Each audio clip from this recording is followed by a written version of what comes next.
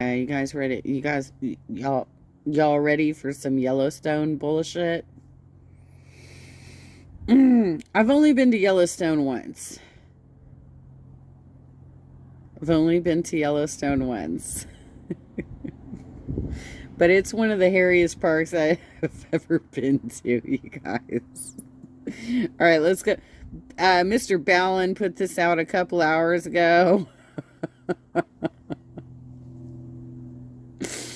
I'm gonna add to it. Okay, so I'll give you Mr. Ballin's story, but I'm also gonna give you some death in Yellowstone as well. Today's podcast is about places you can't go and people who went there anyway. This will be a top 3 style episode, so you'll hear 3 unique stories back to back to back, and each story will be more intense than the last. I'm only going to cover the Yellowstone story, okay, you guys? I'm not going to cover like all 3 stories. I'm only doing the Yellowstone story. 1. The audio from all 3 of these stories has been pulled from our main YouTube channel, which is just called Mr. Ballin, and they have each been remastered for today's podcast. The links to the original YouTube videos are in the description. The first story you'll hear, which is the number 3 story on today's list, is called A Harmless Stream, and it's about a group of young people who decided to make a late-night hike through a dangerous forest. The next story what he's talking about is like it's called hot potting. In Yellowstone, it's called hot potting. It's where you go to like a river that has some like scalding water coming out from the because this is on top of, well, he's gonna explain this, but it's scalding water that comes up because the magma, I think I'm saying that right, is so close to the surface because it's a caldera. Yellowstone is a caldera, and it's still active.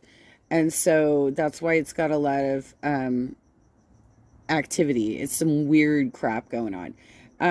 But what this is called is hot potting because there are areas where there's like scalding hot water that comes up in freezing cold rivers, because the rivers themselves are like melting snow. So you've got the combination of that, and you would think that, okay, that'll make it like bathtub temperature. No, not so much. You either get one or the other. That's how it goes. Here, which is the number 2 story on today's list, is called Magellan, and it is about a plus because there's a lot of bacteria in the water from that situation, from the stuff that's coming out from the magma, you can totally get meningitis. I'm so glad I never did this bullshit. particularly horrific thing that happened on an offshore oil rig. And the final story you'll hear, which is the top story of today's list, is called Boilermakers, and it's about a college freshman who finds an off-limits door on his campus. But before we get into today's stories, if you're a fan of the strange, dark, and the Boilermakers, dude, he like fucking like ends up like walking into a room he's not supposed to be into, sticks his finger in a machine and ends up getting he was electrocuted basically to death, and they couldn't find him for a long ass time, so his body just kept getting electrocuted over and over again. I'm sorry, I have a very morbid sense of entertainment, you guys. mysterious delivered in story format, then you've come to the right podcast, because that's all we do. And we upload twice a week, once on Monday and once on Thursday. So, if that's of interest to you, the next time the 5-star review button has an itch on their back, offer to scratch it for them, but continuously misunderstand their directions so you never actually itch the right spot. Also, please subscribe to the Mr. Ballin podcast wherever you listen to podcasts. I've always been a big fan of like the Darwin stories, like people who I'm sorry, you guys. I've always been like super entertained by stupidity deaths. That's why I'm watching this Titan story with such like I can't even. Come on, you guys. I feel really bad for the teenager that was aboard. Like he was literally just trying to please his dad. Come on, dude. Dude. Casts so you don't miss any of our weekly uploads. Okay, let's get into our first story called A Harmless Stream. Okay. In the late 1860s, a group of rugged American explorers came out of the wilderness and went straight to a newspaper to tell them about this otherworldly place they had found. And so the newspaper sat down, they got their notepad out, and these explorers start describing this place. And they say, okay, well, it's this huge expanse of wilderness. And in the middle of it, there are all these boiling lakes that are either neon green or yellow or red or all of those. And they're shooting boiling water into the sky. And there are these breathtaking waterfalls and snow-capped mountains. And there are bison and elk and wolves and bears just free roaming the whole area. And so the newspaper, they take all this down. And at the end of it, they say, okay, guys, well, unfortunately, we don't publish fiction. But these explorers weren't lying. They were describing an area that we now know as Yellowstone National Park, which is this massive expanse of wilderness in Wyoming that sits on top of a volcano. And those boiling neon green, red, and yellow lakes really do exist. Those are hot springs, and they are the result of water passing by and making contact with underground magma chambers. Right. Today, Yellowstone is so popular that every year millions of people go to the park. And so as a result, the park employs hundreds of people year round to keep up with tourism. Many of these employees are young. Mostly in the summer. They stock up in the summer because in the winter they don't clear the roads. And so what they do, it's kind of cool actually. They have like snowmobile shit going on because they are not clearing the roads anymore. So it's way reduced during the winter months from what I've read, what I've been told. My uncle's a ranger up there, y'all. He's been a ranger up there since the 90s because when they reintroduced wolves into the park, he wanted to study them. But unfortunately, he was trying to do this as like his thesis. He wasn't able to get that project. So he ended up studying beavers, I think. It was like beavers. But he was able to get up there and he was able to do like nature talks and nature walks and all that. So I have one trip to Yellowstone where I have a lot of stories from this one ass trip, right? People like college students, and in addition to being paid for their work, the park also offers them the ability to live in employee housing, which are basically dormitories spaced all across the park to make it easier to just be on site and do their job. And these dormitories are either free or very low cost. And so these young people typically take up that offer and will stay inside of these dormitories for... They're not all young. Come on. This is my uncle, and I was already an adult at the time. Come on. They're not all... He had to have been in his 50s or something, or at least his 40s when this happened. As long as they're working at the park. And so in 2000, a 20-year-old summer employee named Sarah Hulfers, she was staying in one of these dormitories in the park, and she was in her room when a group of other young employees that were staying in this dorm came down the hall and they knocked on her door and they asked her if she wanted to come with them to go swimming. And so Sarah, she had a day off and she wasn't doing anything. And so she said, sure, I'll come with you guys. And so after they all got their bathing suits on and got their towels and snacks packed, they left the dormitories and got into a couple of cars, and then they drove over to this dirt lot that was right up against this huge forest. And so they parked, they got out, and they make their way over to this trailhead that begins in the parking lot and goes straight into this forest. And so they walk down this trail until the trail goes right out of the forest and brings them to the edge of this river. And this river was called the Firehole River. It was called that because the surface of this river steamed, and it gave the impression that this river was on fire. The reason this happened is some of the water flowing through this river would pass by those underground magma chambers, warming it up. And so this is a lot like the hot springs, except on a much smaller level. The hot springs are... There are two reasons I did not do this. because my uncle did take like our entire party of people to go hot potting like this. And there were two reasons I did not do it. One was that I was incredibly dehydrated because he had us like hike. He had us get up at like 5 in the morning and do wildlife watching on the north side of the park. We did the entire oval. Yosemite is an oval. I'm sorry, Yellowstone. Yellowstone is shaped. The roads it's like shaped in an oval, and all the features are off this one road that goes in an oval. And he had us out all day. He had us hiking. He had us wildlife watching. We ate dinner at Old Faithful, the Old Faithful Lodge, and they messed up my steak. They gave me like a blackened steak, so that made it even worse. I was like, by the time we were done with dinner, I was like ready to throw up. I was like done, right? We also stopped at that one huge.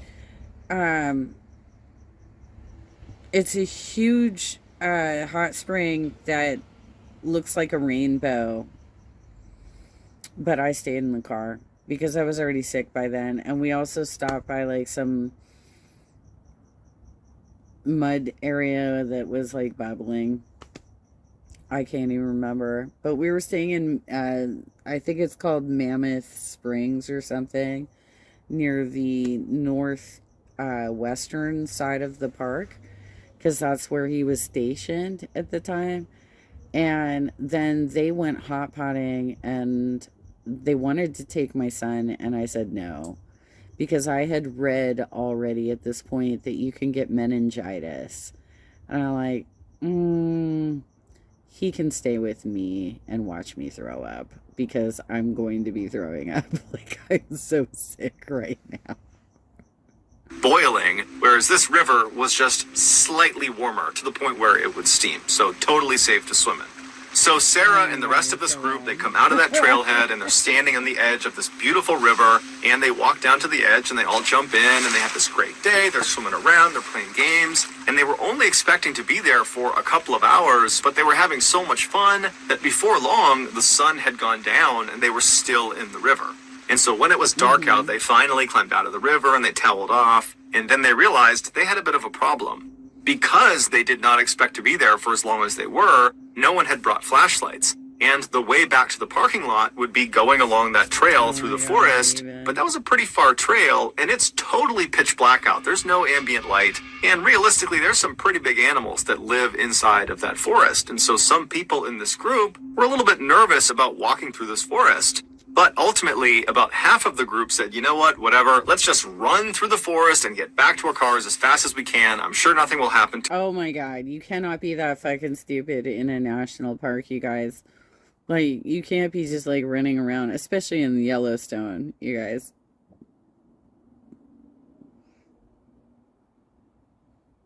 I'm going to read you some stories after we hear this.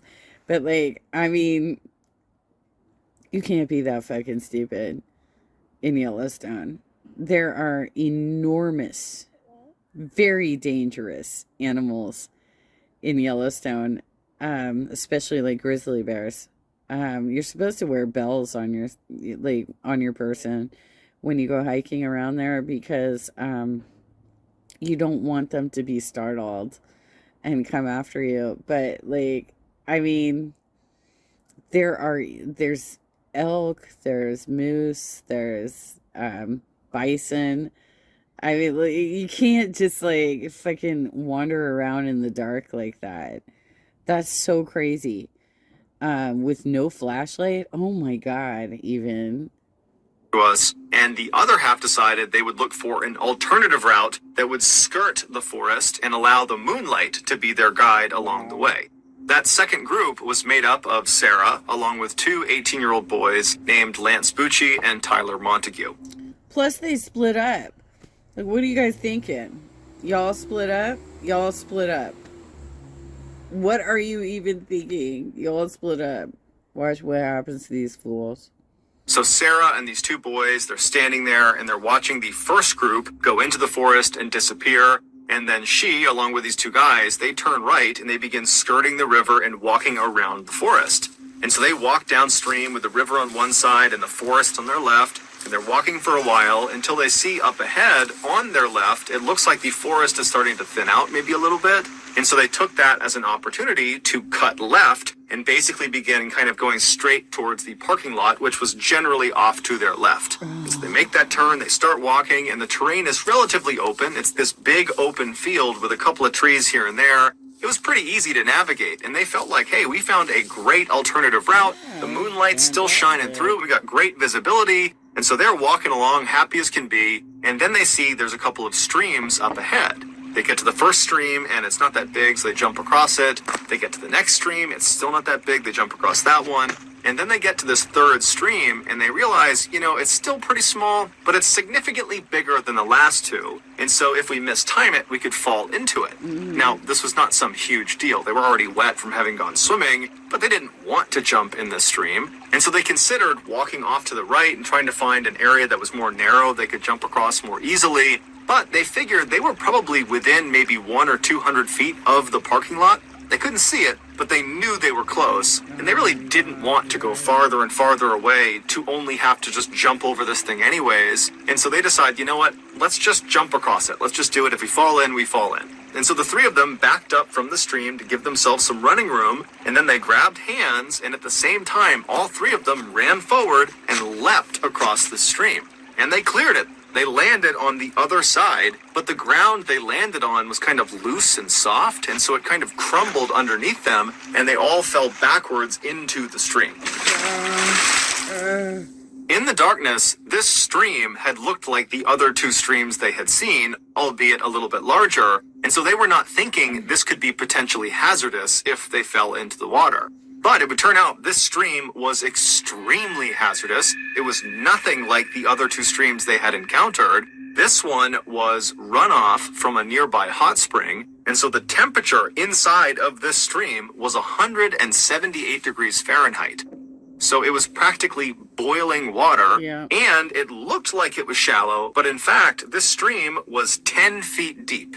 And so when this trio fell into these scalding waters, they let out blood-curdling screams, and the other group that had ran down the forest path, they had got to the parking lot and were waiting for them, and so they hear this scream, and they just take off running in the direction of the screams. They cut right through the forest, and they come out to that field, and they find Lance and Tyler are on the edge of the stream, desperately trying to pull Sarah out of the water. And so the parking lot crew, they run over, and they grab Sarah, they pull her out. They don't really know what's happened. They don't know this is some boiling stream, but it very quickly... Well, their skin's gonna fall off first.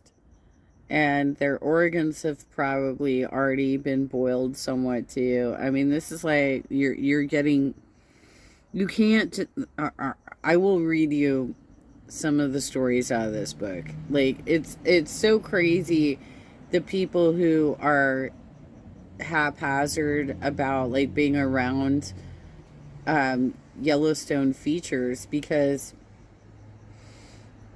like you could so easily, I mean, you can be boiled so quick. Dawns on them when Lance and Tyler and Sarah just continue to scream outside of the water that something is horribly wrong. And so one of the people in the parking lot crew, they take off running, they go into one of their cars, and they drive and they get help. And not that long after, a helicopter would arrive, and it would take Sarah, Lance, and Tyler to a nearby hospital. It would turn out Lance and Tyler, when they fell into this water, they only submerged up to their necks, and as soon as they hit the water, they immediately turned and got themselves out again. So they were only in the water for maybe a second or two. And these things ultimately saved their lives. Although they did still have burns over almost their entire bodies. They had to go through dozens and dozens of surgeries and years of rehab, and they had to pay all this money for medical bills. So it was not a smooth course after they got pulled out, but they lived. As for Sarah, she was not as lucky. When she fell into the water, she completely submerged. Her head, her body, all of it went under the water, and then she just could not get herself out again. And so she stayed in the water much longer than the guys did. When she was admitted to the hospital, despite the fact she was talking and conscious, the doctors very quickly realized they had a big problem with her. A third-degree burn, or a full-thickness burn, is when the outer layer of skin gets destroyed and also the inner, deeper tissues of the skin also gets destroyed, including the cells that are responsible for reproducing skin. And so if you get a third-degree burn, that part of your body will not heal on its own. You literally have to get a skin graft, and a skin graft is effectively a skin transplant. They will take other sections of skin from your body that are unburned, and they will place them over that site where you have the third-degree burn. But when Sarah was wheeled into the operating room, it was determined that she had third-degree burns on 100% of her body. Yeah. So there was no unburned skin to use for a skin graft. Her whole body was ruined. Yeah. And so despite their best efforts, Sarah would pass away 15 hours after arriving at the hospital. A year later, Lance's family would sue the National Park Service for not having put up a sign near that particular stream. You know what? I hate it when people do that bullshit. Because, look, we have these protected lands on purpose. They are dangerous, yes. But it's there for your enjoyment. And if you misuse the land, that's your fucking problem. It's dangerous on purpose because we're protecting it, right? We're protecting all the animals that live on that land. We're protecting the natural features of that land. No, we're not going to put up guardrails for your bitches, okay? You got to be smarter. If you go to these national parks, to Yellowstone, Yosemite, all the other ones, Bryce Canyon, all of these places, Zion, Sequoia, it's up to you to be a responsible camper, a responsible hiker. You doing the Appalachian Trail?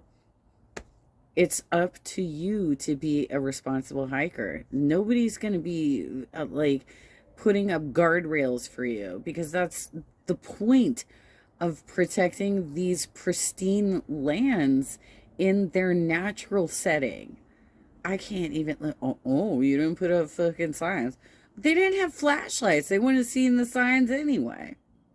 To warn people of its dangers. But that lawsuit was tossed out because it was determined that the trio, Sarah, Tyler, and Lance, had chosen to walk off trail in a known thermal area, and so they were being negligent, not the park. Yep. Dumbasses. I can't even. How can you? The next story, which is our number 2 story on... Let me come back to this in a second. I'm going to read you a story. Okay, I'm just going to read the first story. This is the first story in Death in Yellowstone, Accidents and Foolhardiness in the First National Park. Let me skip the acknowledgements.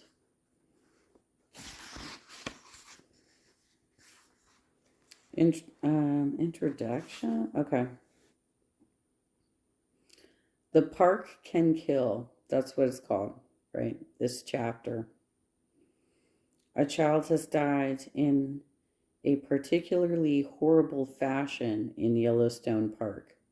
He wandered off the boardwalk at a geyser basin and fell into a boiling hot spring. Our hearts suffer with the parents. But we know, god damn, the font is really small, you guys. But we know that there may be other deaths in the park this year from less rare incidents such as bear maulings, because they have grizzlies.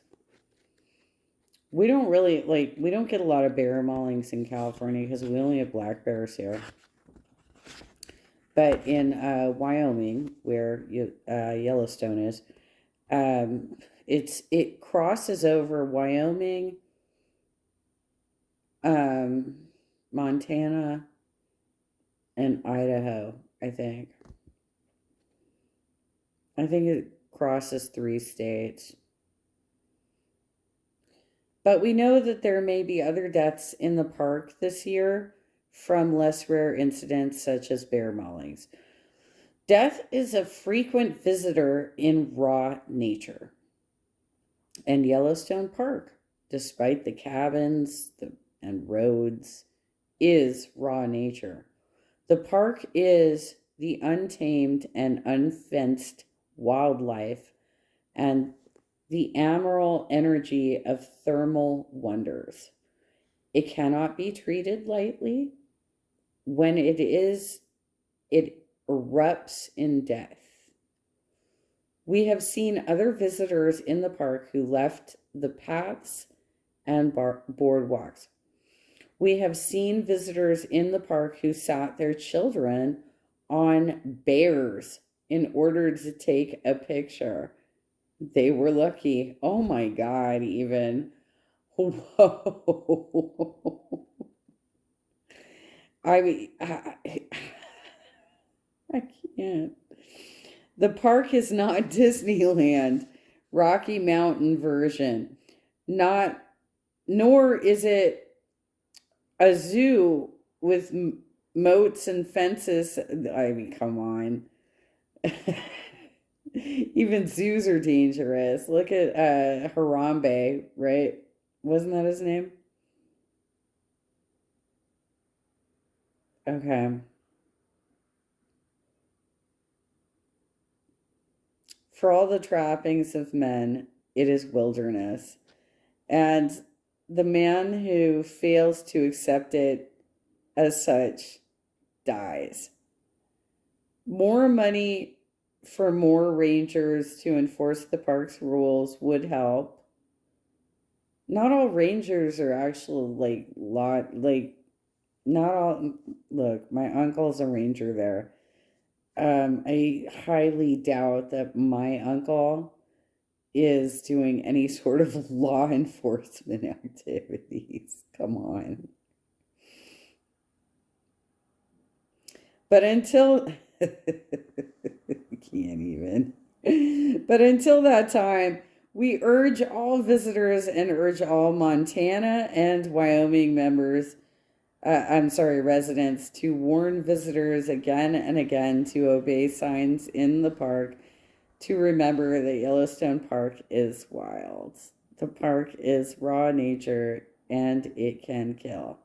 Editorial Billings Gazette, July 1st, 1970. This is the introduction. Sorry. This is the introduction. That sobering editorial summed up some of the dangers in Yellowstone National Park and noted that wilderness itself can bring death. Certainly no one who comes to Yellowstone expects death or injury to visit. I don't know, that's weirdly constructed. Indeed, death seems antithetical to the reason for the park's being. Yellowstone was created in 1872 as a public park or pleasuring ground for the benefit and enjoyment of the people. And the park seems to proclaim life. But there are very real dangers in true wilderness, and that is part of our fascination with it.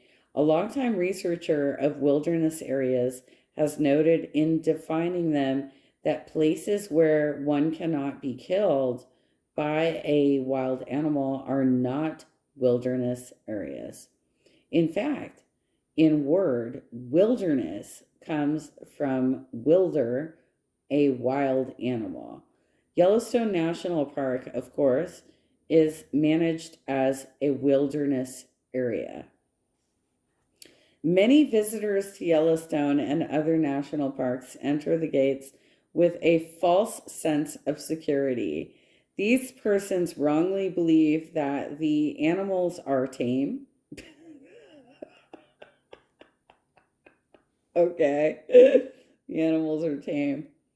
They literally have videos, like every visitor center, every every lobby you go into, they have videos of bison like impaling people and throwing them up into the air. Like, how can you possibly go into Yellowstone and be like, yeah, I can walk up to a bison. This is all good.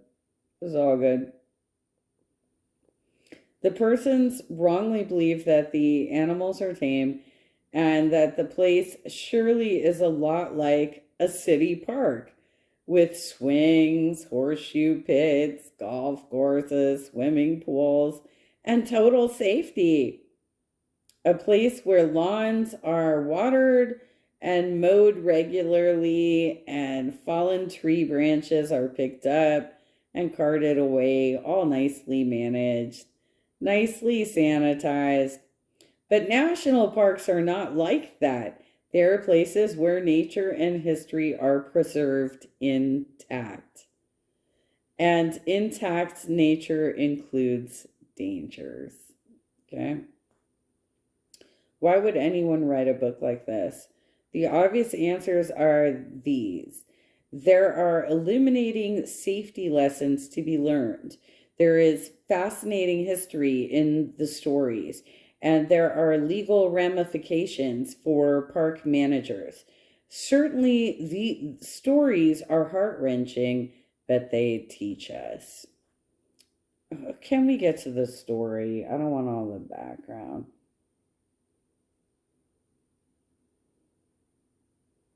I want to get to the first story. Give me a second, you guys.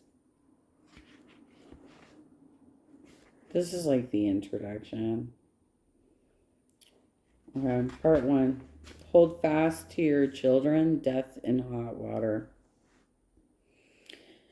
It is a mystery why anyone would dive headfirst into a Yellowstone hot spring. Oh my God.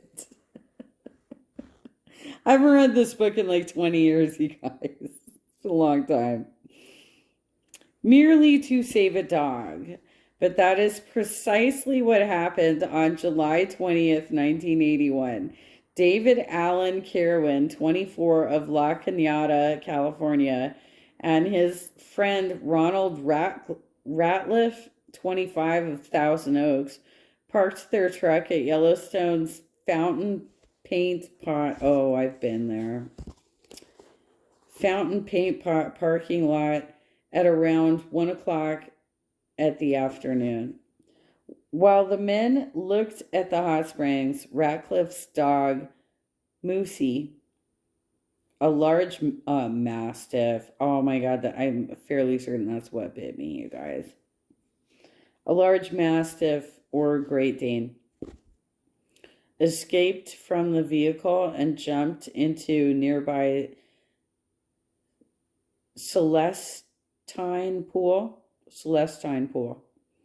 A hot spring later measured at 202 Fahrenheit. The dog began yelping, obviously, and someone nearby quipped, "Oh, look, the poor thing." Kerwin and Ratcliffe rushed to the spring and stood on the edge of it. Ratcliffe and another bystander both saw that Kerwin was preparing to go into the spring, and the bystander yelled, "Don't go in there." Kerwin yelled back, "Like hell I won't." I'm like, stupid is as stupid dies. For God's sake. I'm sorry. I'm sorry you lost your dog, but like you want to lose your life too. Several more people yelled not to go in, but Kerwin took 2 steps into the pool, then dove head first into the boiling water. Oh my God. One witness described it as flying swimming pool type dive. Oh my God. Visitor Earl Welch of Anniston, Alabama, saw Kerwin actually swim to the dog and attempt to take it to shore. go completely underwater again, then release the dog and begin trying to climb out. Ronald Ratcliffe, or there's not a C there. I'm sorry, I keep saying that. It's Ratliff. Pulled Kerwin from the spring, sustaining second-degree burns to his feet because, like, yeah, he was trying to help. Welch saw Kerwin appear to stagger backwards, so the visitor hastened to him and said, "Give me your hand." Kerwin offered his hand, and Welch directed, "Come to the sidewalk." As they moved slowly toward the walk, Kerwin managed to say, "That was stupid. How bad am I?" Welch tried to reassure him, and before they reached the walkway, Kerwin again spoke softly. "That was a really stupid thing I did." Yeah, it was. He just fucking burned himself up so severely, you guys. Welch was suddenly overwhelmed with a feeling that he was walking with a corpse. He could see that Kerwin's entire body was badly burned, as the skin was already peeling off. It seemed to Welch that Kerwin was blind, for his eyes appeared totally white. Oh my God. Oh my God. You know what though? Yeah, I'm not surprised. Not surprised. Oh my God. Another man ran up, began to remove one of Kerwin's shoes, and the man watched horrified as the skin came off with it. "Don't do that," said Welch. And Kerwin responded very tiredly, "It doesn't matter." Near the spring, rangers found 2 large pieces of skin shaped like human hands.